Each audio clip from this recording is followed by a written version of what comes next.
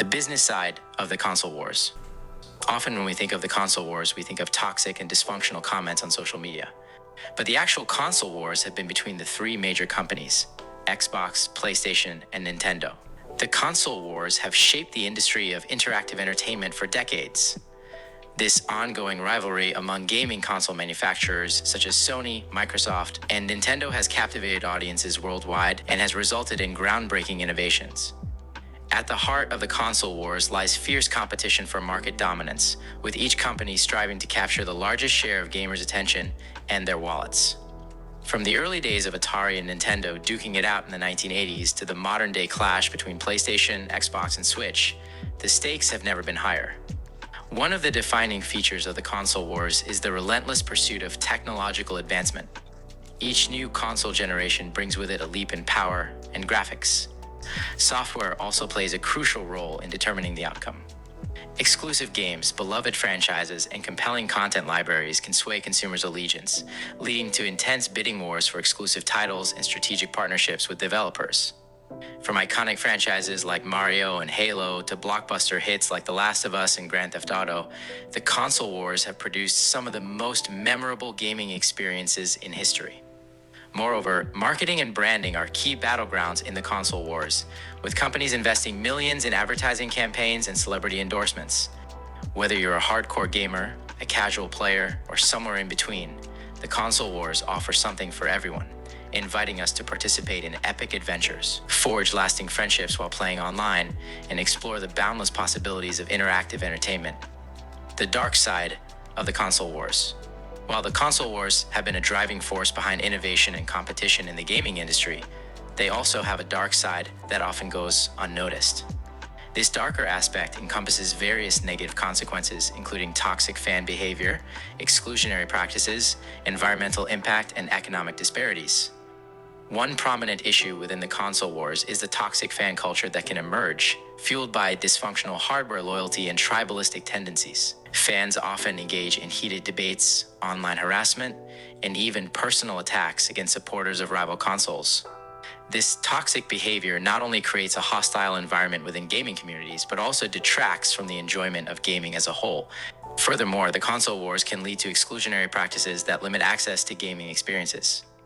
Exclusive titles and platform-specific features can create barriers for gamers who cannot afford multiple consoles or choose not to align with a particular brand.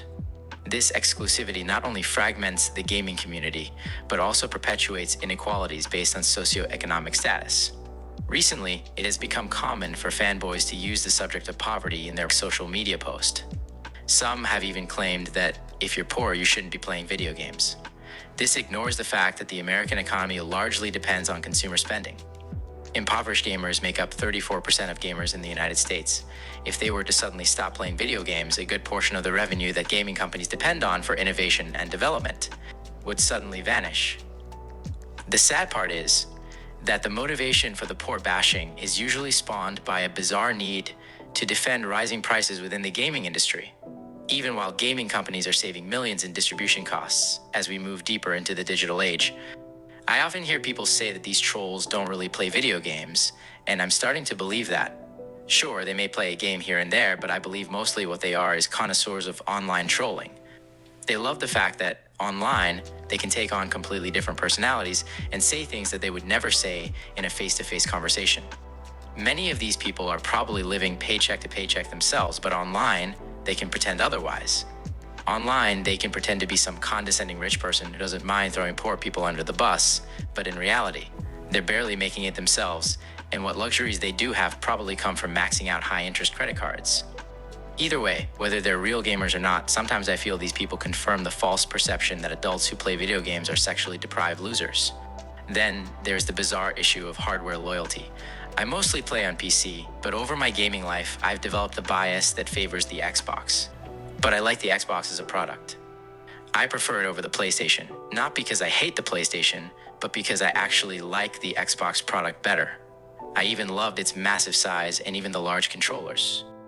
Recently, Xbox closed its purchase of Activision Blizzard, which now makes them the owners of numerous highly celebrated IPs.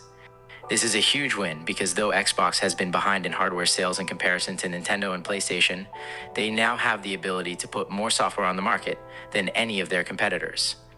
They no longer have to worry about being so harshly affected by PlayStation's strategy of locking them out of third-party games because now they can feed their own ecosystem with tons of software, which is where the real money is made in the video game industry. But since Microsoft's closing of the ABK deal, there's been something really strange happening in video game media. For some bizarre reason, some journalists want to pretend that the true sign of success in the gaming industry is represented by how many pieces of hardware you have on the market. This is strange because this is commonly known not to be the case. Case in point, PlayStation has twice as many consoles on the market than Xbox, yet, according to numerous leaks, they're struggling financially due to contractual agreements and the rising cost of video game development. It would seem that the bet was that PlayStation's 50 million consoles sold would also translate into massive software sales. But except for a few iconic games such as Spider-Man, God of War, Ghost of Tsushima, and a few others, many of their games simply aren't selling as well as the company thought they would. But on the flip side, while hardware sales are down, all of the other elements of the business are looking great at Xbox. Now they own one of their rivals' biggest moneymakers, Call of Duty. COD made more money for PlayStation than any of its first-party assets, but now many of the top-selling games on PlayStation are games such as Sea of Thieves, Minecraft, Overwatch 2, Fallout 4, and Fallout 76. And soon, the new Call of Duty will more than likely sell through the roof on all platforms. If you're a lover of Game Pass like me, this is great news because it will make the service even stronger. In a time when gamers no longer truly own their games, unless you're willing to pirate them, a service like Game Pass is a smart choice in my humble opinion. Game Pass has introduced me to games and genres of games that I otherwise wouldn't have bothered playing.